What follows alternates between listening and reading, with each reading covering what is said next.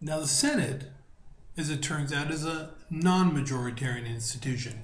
And now when I first explain this, you're going to be thinking like, Phil, you're not making any sense.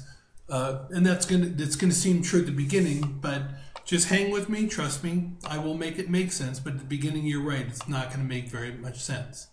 So again, the Senate is a non-majoritarian institution, meaning the majority does not always rule in the United States Senate.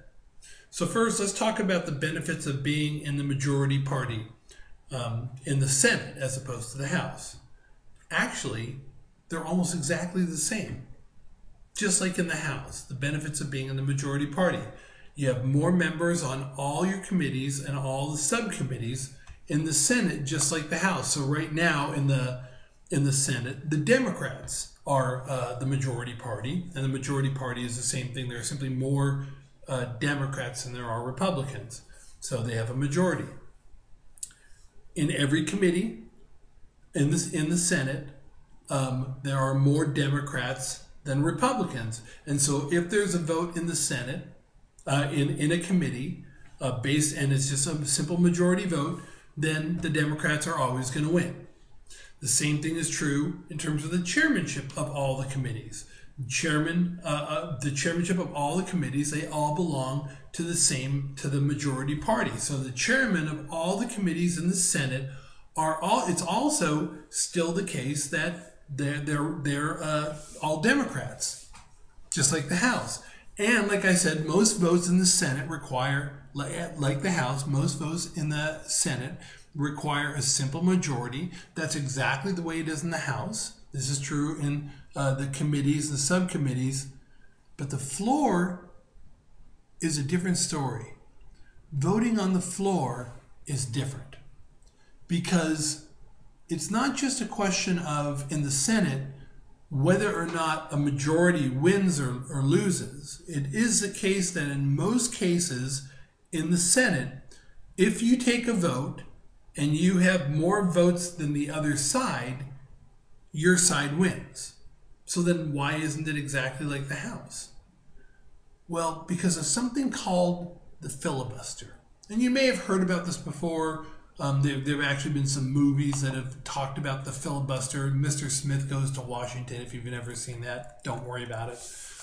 There's this weird thing in the Senate called the filibuster. And it's important to understand the way this works.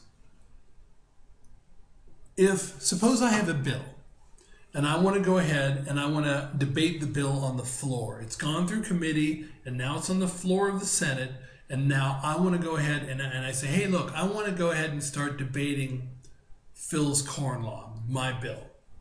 Well, this is the way it would work. I'd be standing there, and there's somebody who's like sort of the presiding officer, the person who's in charge. And there are different people who want to speak at different times. And so I would stand up very senatorially, and the presiding officer would say, the senator from California, for what reason would you like to be recognized? And I would hold up my bill and I would say, I would like to go ahead and begin debate on Phil's corn law. Okay?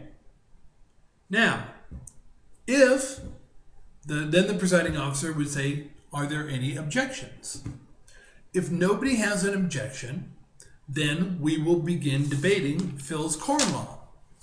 But suppose you are a senator yourself, and you stand up and you say, I have an objection. And they say, okay, Senator, whoever you are, from wherever you are from, what's your objection? And you start to speak about your objections to my bill. In the United States Senate, you can speak for as long as you can stand. As long as you can physically stay at your desk and you can talk for as long as you want, and you don't even have to talk about the bill. You could get up there and go the whole time. You don't have to say anything about the bill. You could get out a phone book like, yeah, I object. What's the nature of your objection? Here's the phone book. Okay, I think I'll start with the D's and start reading last names. You can do that. Once you are recognized to speak, once the presiding officer says, Senator, you have the opportunity to speak, you can speak for as long as you want. Once the senator has a floor, the senator can speak for as long as they want. The record, this guy named Strom Thurmond was didn't like the bill that had to do with civil rights, so he spoke nonstop, or like stayed at his desk nonstop, for 24 hours and 18 minutes. 24 hours and 18 minutes he stood there, talking, yakking away, telling his stories, reading out of the Bible, whatever he wanted to do. Didn't matter. As long as he's standing there, he can talk, or she can talk for as long as they want. Now, you might be thinking, like, what is the point of that? Well, suppose you don't like the bill, and there are a bunch of other people who don't like the bill too. And so the plan was that on Tuesday, this day that I say, hey, I want to vote on my bill, I have a bill that I want to have voted on. 3 other people are in line behind me, and they have bills that they want to have voted on. I get up and say, I want to vote on my bill. The presiding officer says, is there any objection? You get up there and you say, I have an objection. And then when they recognize you, you start yakking for 12 hours. Blah, blah, blah. You're going on. And I'm not happy about it. I'm not happy about it one bit. You start talking about it. You start going on and on about the bill. You talk about your mom. You talk about the recipe for apple pie. You start, making gargling noises. You do imitations. Whatever you want. You can do whatever you want. As long as you're talking, you have the floor. Nobody can stop you.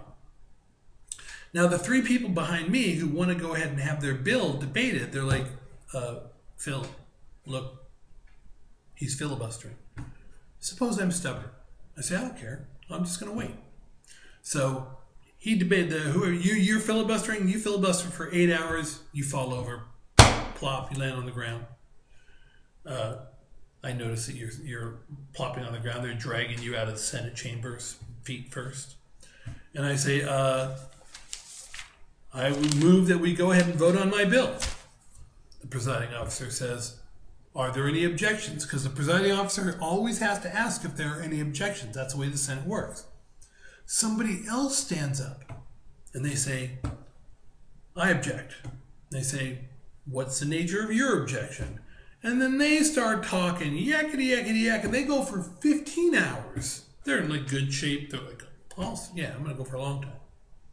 Now there's not just 3 people in line. There's 5, 6 people in line who want their bills debated. They're like, hey, Phil, look, this ain't happening. They're filibustering you. Didn't you read this? Didn't you study this stuff?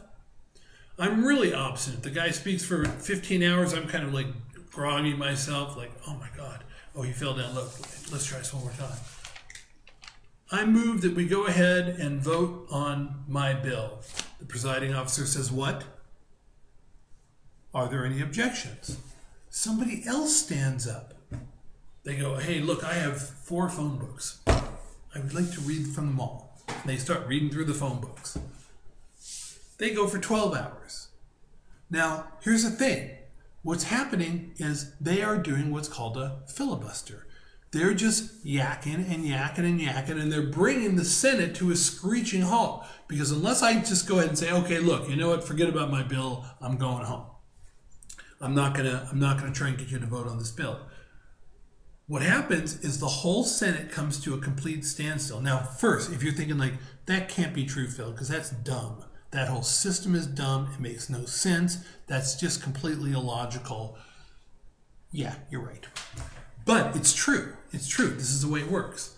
And so what happens is if people keep filibustering, meaning that every time the presiding officer says, is there an objection to debating Phil's bill, somebody else stands up and starts yakking, the whole place comes to a screeching halt.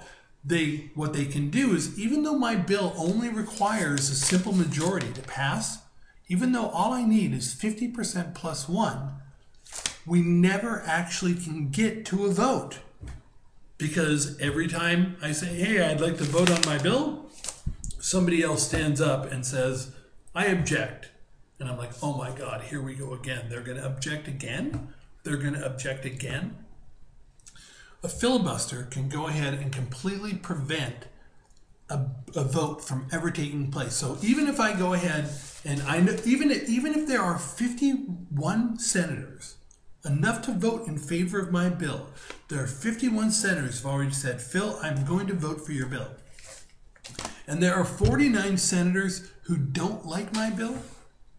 Those 49 senators will be able to prevent us from ever taking a vote. That is the United States Senate. And that's part of the reason why I say it's a non-majoritarian institution, because you don't always win if you're in the majority. And it's not just 51 to 49. Like if I have 51 and they have 49, they can stop me. It actually turns out to be even worse than that. But that is on the next video.